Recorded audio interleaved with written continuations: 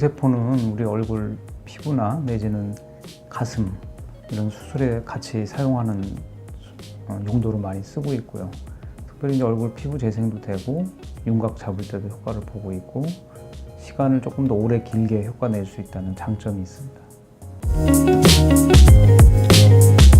줄기세포는 보통 이제 자기 걸 사용을 하죠. 그러니까 이제 다른 주사들은 이제 아시는 것처럼 필러, 보톡스 이런 것들은 이제 만들어진 거죠. 그러니까 아무래도 이제 길게 장기적으로 봤을 때는 이제 좀 더 안전성이 있다 볼 수 있고요.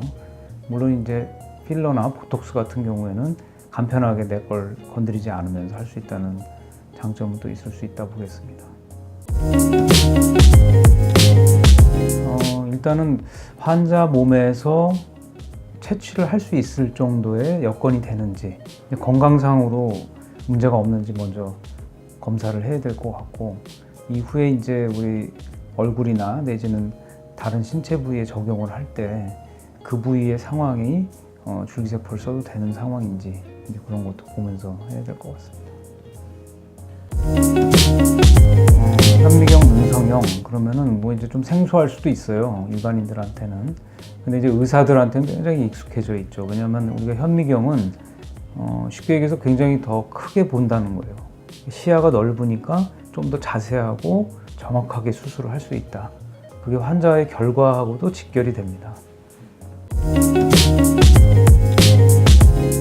현미경 눈성형하고 다른 눈성형하고의 차이가 있다 그러면은 그건 사실 뭐 확대된 시야를 가지고 수술을 하기 때문에 좀 더 조직을 정확하게 다뤄주면서 원하는 결과에 좀 더 근접해서 결과를 낼 수 있다. 이런 이제 차이점이 있다고 보겠습니다. 현미경 눈성형에 뭐 특별한 주의사항은 없습니다. 하지만 이제 환자들이 누워 있는 시간 자체가 조금 일반 성형보다는 길기 때문에 중간중간에 환자가 휴식을 한다든가 내지는 환자분이 미리 그런 상황을 알고 수술에 임하는 것이 좀 더 긴장을 덜 수 있는 방법이 될 것 같습니다.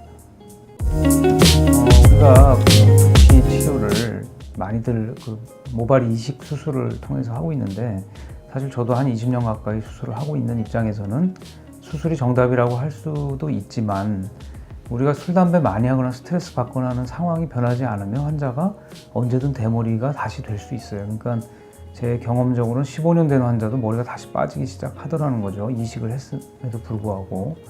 그러니까 이제 두피 치료의 효과라는 거는 결국에는 그런 비포 애프터 관리적인 측면도 있고, 또 그 자체만으로도 개선된 효과를 줄 수가 있기 때문에 환자 입장에서는 칼대지 않고 할 수 있다는 좋은 점이 되겠습니다. 그 환자가 이제 너무 큰 기대를 갖는 거는 좀 금물인 것 같고요.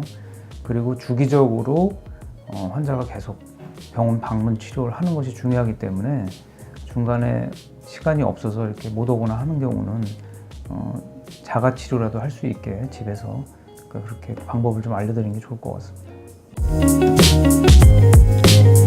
보통 저희 병원에서 치료하고 있는 방법은 일주일에 한 번 정도 오시고요. 그러니까 직장인들은 보통 토요일 날 오십니다. 그렇게 하고 한 3개월 정도 오면은 본인이 느낄 정도의 효과가 나옵니다. 그러니까 이후에는 유지관리식으로 기간을 좀 띄어서 하셔도 좋을 것 같습니다.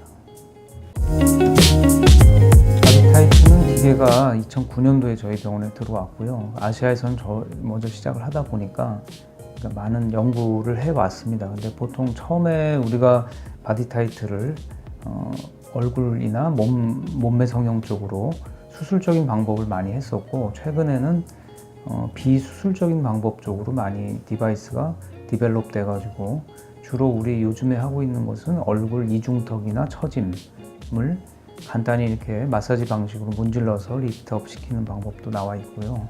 그리고 뱃살이 나왔다든가 팔뚝살이 처졌다든가 하는 몸매 성형에 대해서도 관리식으로 치료를 할 수 있는 그런 디바이스들이 많이 개발돼서 나와서 상당히 많이 사용을 하고 있습니다.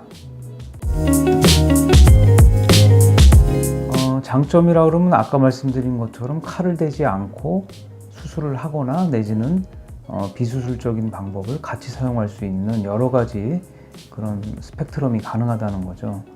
단점이라 그러면 아직은 우리가 이제 기술적으로 한계가 있는 부분들이 될 것 같은데 그런 부분들은 조금 더 기계가 업데이트 되면은 보완이 되지 않을까 기대를 하고 있습니다. 제일 많이 사용하죠 요즘에.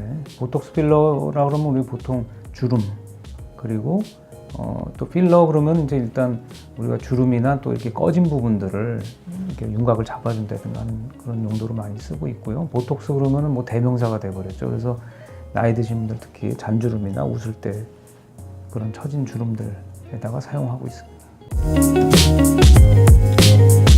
보톡스 필러는 다른 거에 비해서 간단하다는 게 좋은 점이죠. 근데 이제 아무래도 이제 그 물질이 이물질이다 보니까 내 몸하고 잘 맞는지 치료를 하고 또 치료 이후에도 관찰을 좀 해야 될 것 같습니다. 특별히 요즘에는 주의사항인데 이게 이제 주사를 맞고 나서 변색이 되거나 내지는 통증이 심하거나 하는 경우는 피부가 괴사가 되는 아주 드물지만 그런 부작용이 있을 수도 있습니다. 그러니까 반드시 24시간 내에는 병원과 긴밀하게 연락을 하셔서 문제가 있는 부분은 바로 교정을 받으시는 게 좋습니다.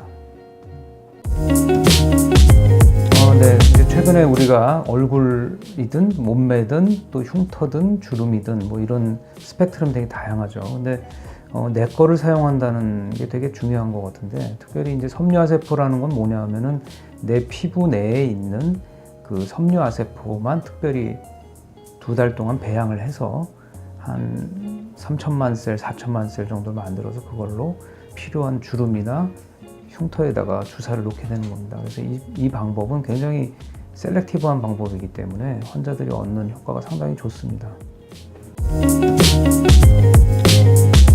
네, 또 뭐 켈로이드 환자들은 체질적으로 문제가 있죠. 그래서 우리가 주사를 놓기에도 좋지 않고 또 피부를 띄기도 좋지 않아요. 그런 환자들이 문제가 있는지를 확인해 보는 게 중요할 것 같습니다.